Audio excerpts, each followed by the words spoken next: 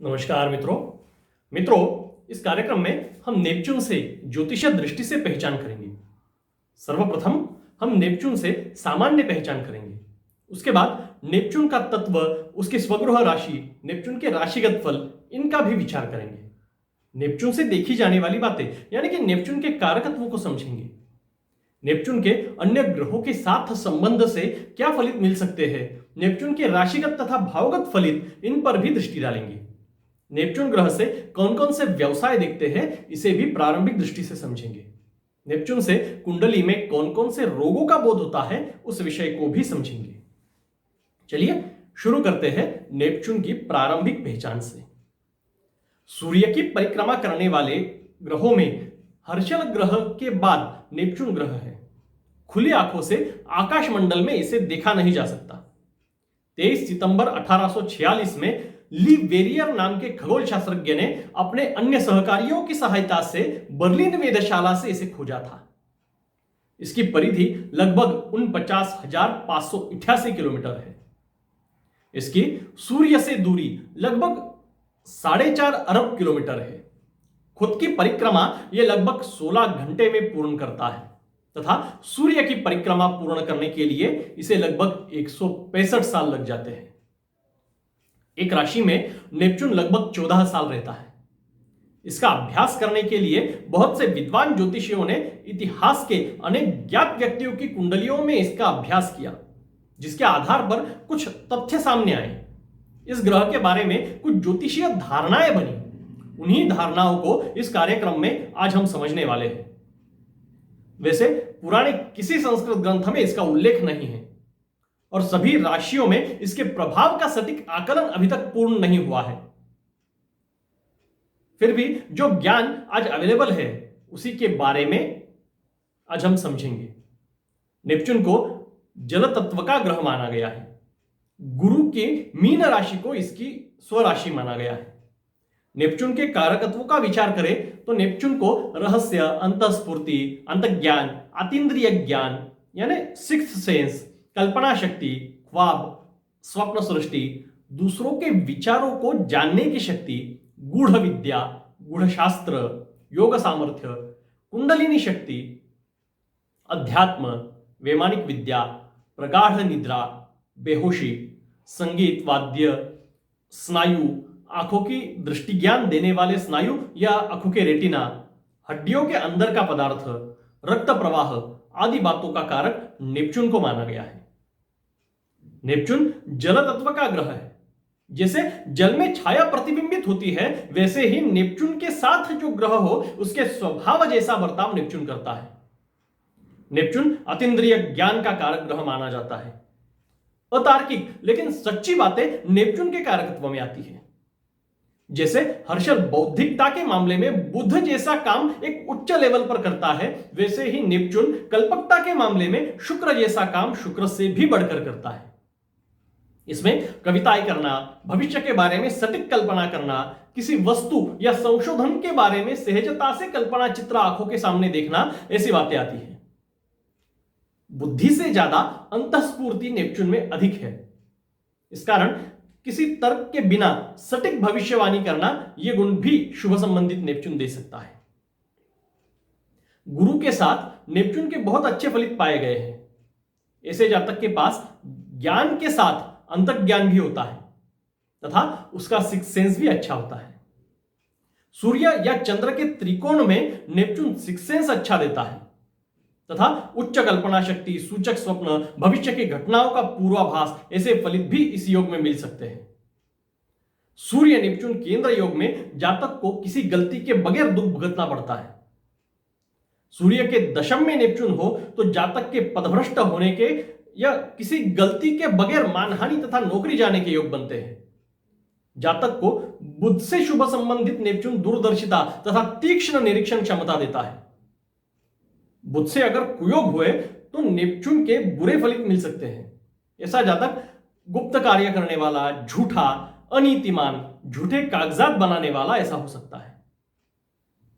मंगल अग्नि तत्व के और नेपच्यून जल तत्व के ग्रह है। इस कारण दोनों की युति जिस भाव में हो उस भाव संबंधी भावनात्मक दृष्टि से बुरे फलित मिल सकते हैं। प्रायः पाप ग्रहों के साथ नेपच्यून के उच्च गुणों का ह्रास ही समझना चाहिए। भौतिक स्तर पर नेपच्यून का प्रभाव बहुत कम पाया गया है। आंतरिक भावना तथा सुप्त मन पर इसका असर पाया जाता है।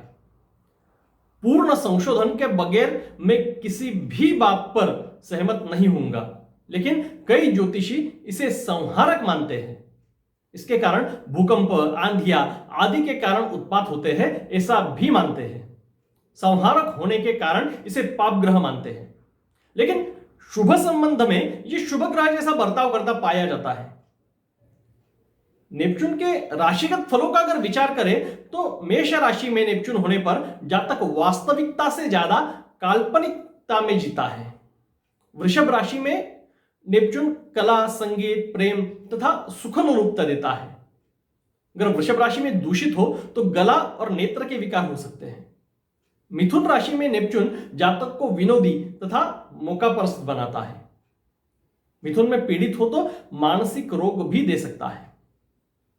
कर्क राशि में रहने पर भावुकता को बढ़ाता है। सिंह राशि में नेपच्यून रहने पर मनुष्य की ऊंचाई अधिक पर बाल कम होते हैं। वह प्रणय व विलासी होता है। कन्या राशि में यह नेपच्यून ग्रह व्यक्ति को शांत, गंभीर स्वभाव का बनाता है। अनुसंधान में रुचि रहती है। दूषित हो तो व्यक्ति विश्वासघाती और शकी किस्म का हो जाता है। तुला राशि में नेपच्यून रहने से जातक ऊंचा, कलाभिरुचि रखने वाला और उत्तम बुद्धिमत्ता से युक्त होता है। वृश्चिक राशि में नेपच्यून जातक को गहन अध्येता, रसायन, औषधि शास्त्र में निष्णात बनाता है। अशुभ प्रभाव में व्यक्ति धूर्त और अविश्वासी हो सकता है। यदि नेपच्यून धनु राशि में हो तो धर्म, संस्कृति, इन संबंधी प्रेम, असामान्य कल्पना या ध्येय दर्शाता है। अगर धनु राशि में दूषित हो तो मानसिक विकार दे सकता है। मकर राशि का नेपच्यून जातक को मेहनती, लगनशील और सामाजिक या राजनीतिक कार्यों में भाग लेने वाला बनाता है। मकर में अशुभ प्रभाव में नेपच्यून व्यक्ति को स्वार्थी तथा धूर्त बना सकता है। कुंभ राशि में नेपच्यून हो तो जातक बौद्धिक क्षेत्रों में प्रगति करता है तथा मानवतावादी दृष्टिकोण और विचार सौंदर्य से युक्त होता है। मीन राशि का नेपच्यून काव्य कला में रुचि की ओर प्रवृत्त कर जातक को भावना प्रधान और स्फूर्तिदायक बनाता है। पीड़ित हो तो व्यक्ति आलसी तथा विक्षिप्त स्वभाव की हो सकती है। नेपच्यून के भावगत फलितों का अगर विचार करें तो जातक की कुंडली में नेपच्यून ग्रह जिस स्थान पर होगा उस स्थान से संबंधित चमत्कार पैदा करेगा। 12 भावों और 12 राशियों में नेपच्यून के असर को देखा जा सकता है। हर राशि और भाव में नेपच्यून रहस्य, आदर्श, अध्यात्म और कल्पनाओं के तीव्र असर का समावेश कर देता है। प्रथम भाव में नेपच्यून शीघ्र ग्रहणशीलता और उत्तम कल्पना शक्ति देता है। दूसरे भाव में व्यक्ति धन कमाने के नए तरीकों की कल्पनाओं में रहता है। इसमें रहस्यमय तरीके से धन आना या जाना ऐसी बातें भी घट सकती है। तीसरे भाव में नेपच्यून हो तो जातक में उच्च शोध वृत्ति और विचित्र कल्पना की प्रवृत्ति होती है। इसमें जातक कवि या रहस्य कथाओं का लेखक भी हो सकता है। चतुर्थ भाव में नेपच्यून माता के साथ बेबनाव तथा बुढ़ापे में कोई मानसिक या वैचारिक पराधीनता दे सकता है। पंचम भाव में नेपच्यून रहने पर जातक से सिद्धि प्राप्ति के लिए उपासना करा सकता है। यहां शुक्र या चंद्र के साथ हो तो गुप्त प्रेम को दर्शाता है। दूषित नेपच्यून के कारण पंचम भाव के फलितों में कमी आती है। छठे भाव में अगर नेपच्यून हो तो नौकरों से हानि दे सकता है तथा डॉक्टरों को भी जल्दी समझ में न आने वाले अनाकलनीय विकार दे सकता है। सातवें भाव में नेपच्यून वैवाहिक जीवन में कुछ शल्य दे सकता है। जीवन साथी को दीर्घकालीन रोग या कोई व्यंग हो सकता है। अष्टम भाव में नेपच्यून हो तो बेहोशी में या नींद में मृत्यु को दर्शाता है। नवम भाव का नेपच्यून दूरदृष्टि, परमार्थ प्रेम और कम आबादी वाले स्थान में भाग्योदय का द्योतक है।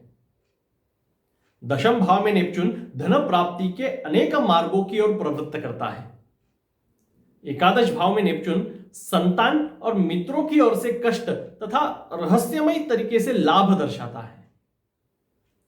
व्यय भाव में नेपच्यून धन हानि, नेत्र पीड़ा और गुप्त शत्रुओं की पीड़ा को दर्शाता है।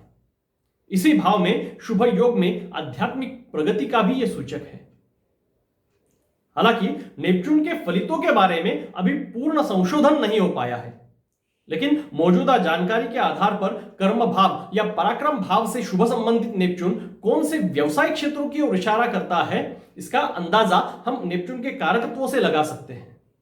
जैसे रहस्य या गूढ़ता, कल्पना शक्ति, संगीत वाद्य, वैमानिक विद्या आदि का कारक होने की वजह से इन बातों से संबंधित क्षेत्र जैसे सूर्य के साथ सीबीआई, बुध के साथ रहस्य कथाओं का लेखन, गुरु के साथ गुप्त तांत्रिक क्रियाएं करने वाला, शुक्र के साथ संगीत, गायन, वादन, इनमें नई कुछ खोज करना, नई धूम ढूंढना तथा कविता या गीत लिखना आदि बातें हो सकती है। वायु राशि में सूर्य के साथ वैमानिक भी बन सकता है। जहां तक मंगल के साथ अगर नेपच्यून हो तो गुप्त युद्ध जैसे फलित दे सकता है, गुप्त युद्धों में सहभाग लेना ऐसे फलित दे सकता है। अंतस्फूर्ति के कारक होने से भविष्यवक्ता, कुछ अन्य योगों की सहायता मिले तो संशोधक आदि क्षेत्रों की ओर भी नेपच्यून इशारा करता है। इसी प्रकार नेपच्यून से देखे जाने वाले रोगों का अगर विचार करें तो षष्ठ या अष्टम भाव का दूषित नेपच्यून ज्ञान तंतुओं की दुर्बलता के कारण होने वाले रोगों को दर्शाता है, जैसे मानसिक दुर्बलता, विस्मृति, हिस्टेरिया, बुद्धिमंदता, प्रगाढ़ निद्रा और बेहोशी का कारक होने से किसी भी कारण से कोमा में जाना, बेहोश होना, दिमाग संबंधी विकार आदि तथा आंखों के रेटिना संबंधी विकार या ज्ञान तंतुओं को चोट लगने से आंखों की रोशनी जाना आदि विकार नेपच्यून दे सकता है। नेपच्यून अंतज्ञान तथा अंतस्फूर्ति का कारक ग्रह है। जो ज्ञान इंद्रियातीत है, अतार्किक है लेकिन सत्य है, ऐसे ज्ञान का कारक नेपच्यून को माना गया है। कुंडली में शुभ संबंधित नेपच्यून अंतज्ञान, अंदरूनी प्रेरणा का प्राबल्य, भविष्य में घटने वाली घटनाओं का पूर्वाभास या सूचक सपने, ऐसी बातों का अनुभव करा सकता है। नेपच्यून प्रधान लोगों में भावनाशील प्रवृत्ति अधिक देखने को मिलती है। करुणा इनमें अधिक होती है। किसी के भी सुख दुख में ऐसे लोग सहजता से शामिल हो जाते हैं। वही दूषित नेपच्यून भावना शून्यता दे सकता है, पशुतुल्य वासना का प्राबल्य दे सकता है। मादक पदार्थों का सेवन करके नशे के अनुभव में आनंद आना, यह भी दूषित नेपच्यून का ही दोष है। वैसे तो भौतिकता के स्तर पर नेपच्यून के बहुत ही कम फलित अनुभव में आते हैं। प्रायः नेपच्यून व्यक्ति की भावनाओं पर कार्य करता है। आज हमने ज्योतिष में नेपच्यून ग्रह के बारे में आज के समय में मौजूद धारणाओं को देखा है। इसकी नीच राशि, मित्र शत्रु ग्रह, नक्षत्र, गोचर भ्रमण आदि मामलों में अनुभव के आधार पर संशोधन होना जरूरी है। वैसे इस ग्रह का विचार किए बगैर भी पारंपरिक पद्धति से ज्योतिष से फलित सटीकता से देखे जा सकते हैं। ज्योतिष अपने आप में एक पूर्ण तर्कशास्त्र है। नेपच्यून के अभाव में इसमें कमी नहीं आती, लेकिन फिर भी इस ग्रह का अभ्यास करके कुछ तथ्य सामने आ सकते हैं। अभी आज के लिए मैं आपकी आज्ञा चाहता हूं। बस जुड़े रहिएगा और ज्ञान बढ़ाइएगा। नमस्कार। वीडियो अगर पसंद आया हो तो लाइक जरूर कीजिएगा। अभी तक सब्सक्राइब नहीं किया है तो चैनल को सब्सक्राइब जरूर कीजिएगा, ताकि अगले कार्यक्रम आप तक सहजता से पहुंच पाए। नमस्कार।